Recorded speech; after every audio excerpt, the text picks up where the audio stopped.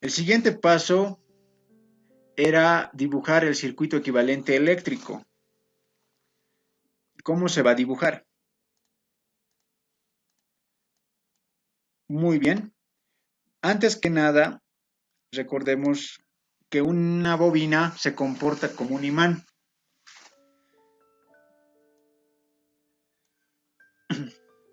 Por donde empezaremos por la bobina superior. Por donde sale el flujo será el polo norte y por donde entra será el polo sur.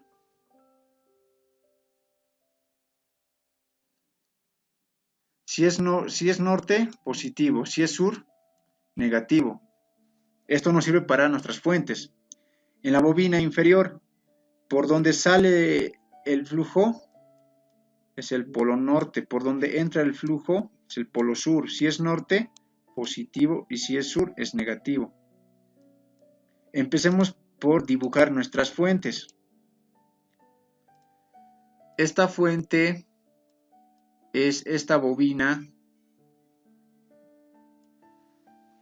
Esa fuente es esa bobina representada.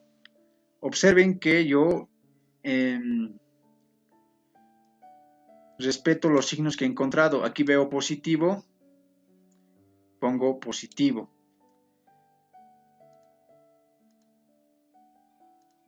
Aquí veo negativo, se pone negativo en ese mismo orden. ¿De acuerdo? Continuando, ya tengo mi fuente. Ahora le acoplo una resistencia que le he llamado resistencia R1. Esta resistencia se acopla para representar la resistencia de este sector del núcleo. Representa ese sector que estoy marcando. Muy bien. Luego yo sigo dibujando y ahora trabajo con la siguiente fuente, que sería esta bobina. Nuevamente respetamos los signos en el orden que se han encontrado. Como verán, ahí es positivo, este negativo junto con ese negativo. Se respeta esas polaridades. Ahora a esta fuente se le acopla una resistencia R2. Esta resistencia se le acopla para representar la dificultad que tuvo el flujo en pasar por este sector del circuito. Y así el circuito se cierra. Una vez hecho esto, el siguiente paso será asignarle valores.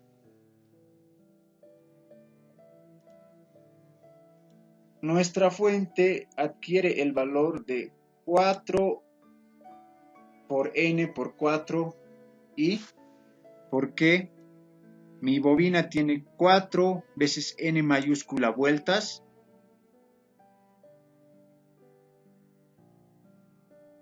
y tiene una corriente de 4 veces I. Por esa razón se le pone esos datos. Vamos con la siguiente bobina. Esta bobina está representada por esta fuente. ¿Qué valor tiene? Mi bobina tiene 2 veces n vueltas. Por eso se pone 2 veces n vueltas.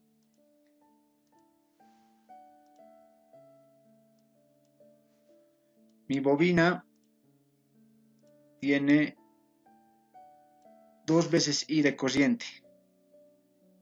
Por eso se pone 2 veces I de corriente. Y así ya tenemos los valores de las fuentes.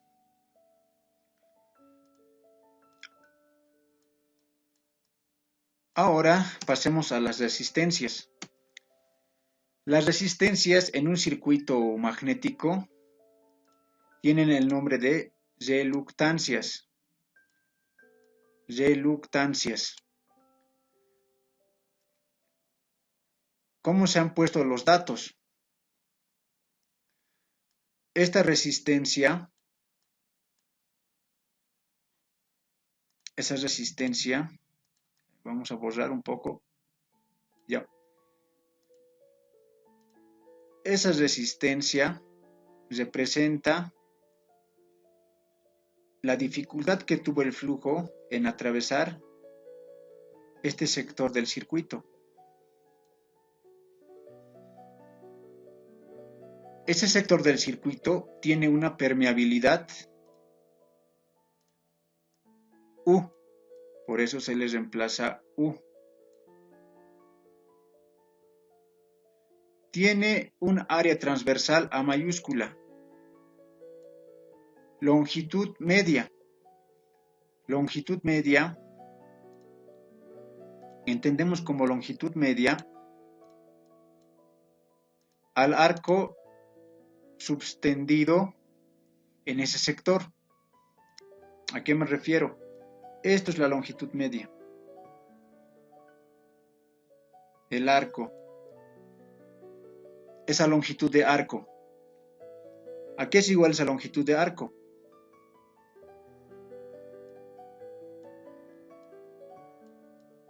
El ángulo basido será de 180 grados. Eso en radianes es pi. Si lo multiplicamos por el radio medio,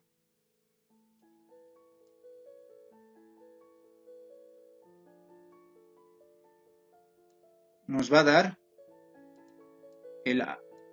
la longitud de arco, que lleva el nombre de longitud media. De esa manera. Para la reluctancia 2 vamos a trabajar de la misma forma. ¿Cuál es su permeabilidad? Es 2 veces U. Se anota 2 veces U. El área transversal es A mayúscula.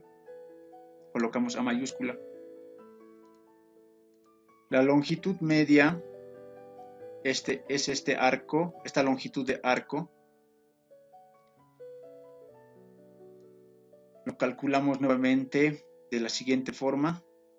Este ángulo basido es de 180 grados nuevamente. Eso en radianes es pi. Y lo multiplicamos por el radio medio. Ese radio medio haciendo esta multiplicación nos va a dar la longitud de arco, que tiene el nombre de longitud media, ¿no? Longitud media. Entonces ya le hemos dado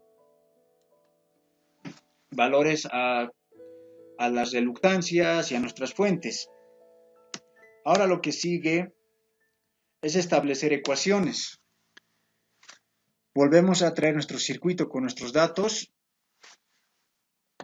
Empezamos por establecer ecuaciones. Vamos a usar la segunda ley de Kirchhoff para el magnetismo, en el que en el lado izquierdo sumo reluctancias con sus respectivas, o mejor dicho, respectivos flujos magnéticos. Del lado derecho sumo fuerzas magnetomotrices, siempre observando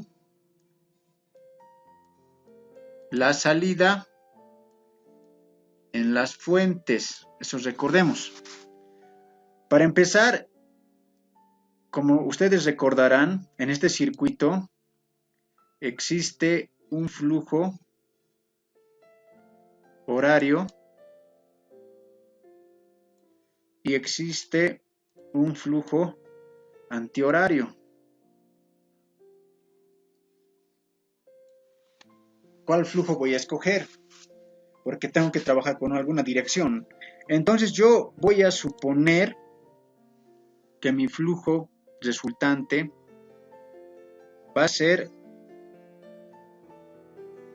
horario. Yo supongo esto. Si resulta que al resolver nuestras ecuaciones, este flujo que yo estoy suponiendo en sentido horario sale negativo, este negativo va a indicarme que esta dirección que yo he supuesto no es la correcta, sino que es en sentido contrario. ¿Ya? Entonces, empecemos. Voy a borrar los flujos, solo voy a dejar al flujo que yo estoy suponiendo. Comencemos.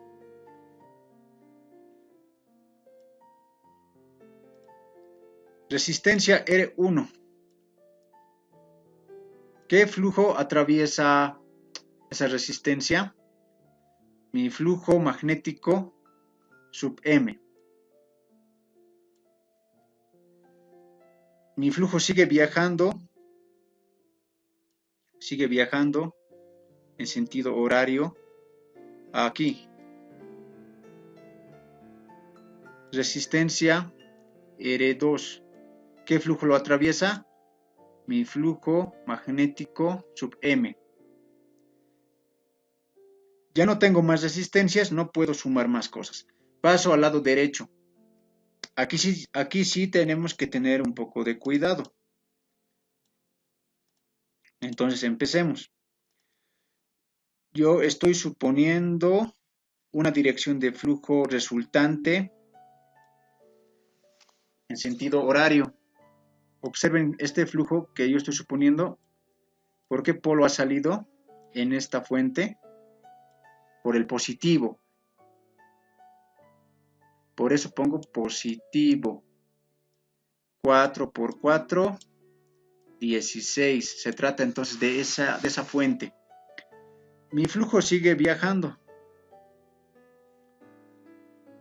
Aquí. ¿Por qué polo sale? El negativo. Por eso pongo aquí negativo. 2 por 2, 4. Por eso aquí está el 4. Ya, entonces como observarán, de esa manera es que se procede. Ahora, siguiente paso. Como es un circuito en serie, el flujo era único. Se puede factorizar ese flujo y me va a quedar resistencias en serie, lo que garantiza que el circuito esté en serie.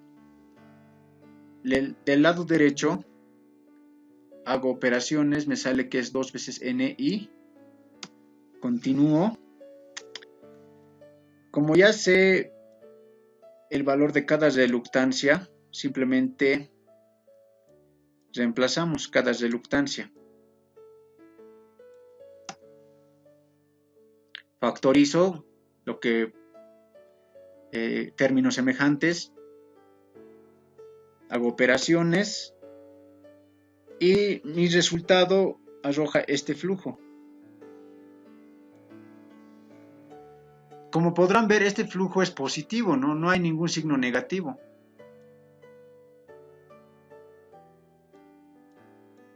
¿Qué quiere decir eso? Que mi flujo resultante, yo he supuesto que el flujo resultante va a tener sentido horario. Entonces, el resultado de mi flujo me está indicando que esto es el correcto. Volvamos a dibujar. Aquí había dos flujos.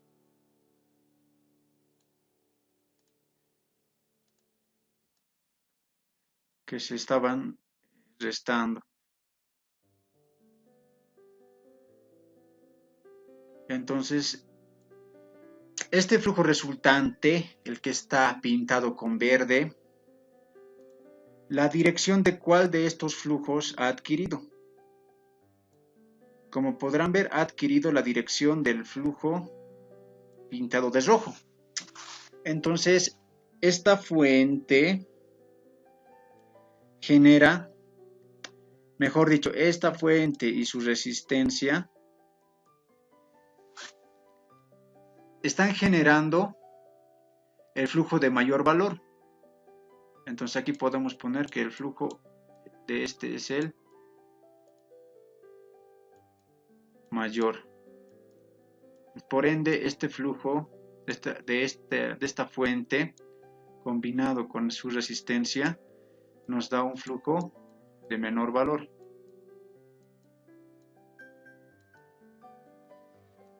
Muy bien, eso sería todo. Los espero en otro ejercicio más en lo posterior. Espero que les vaya bien y hasta luego.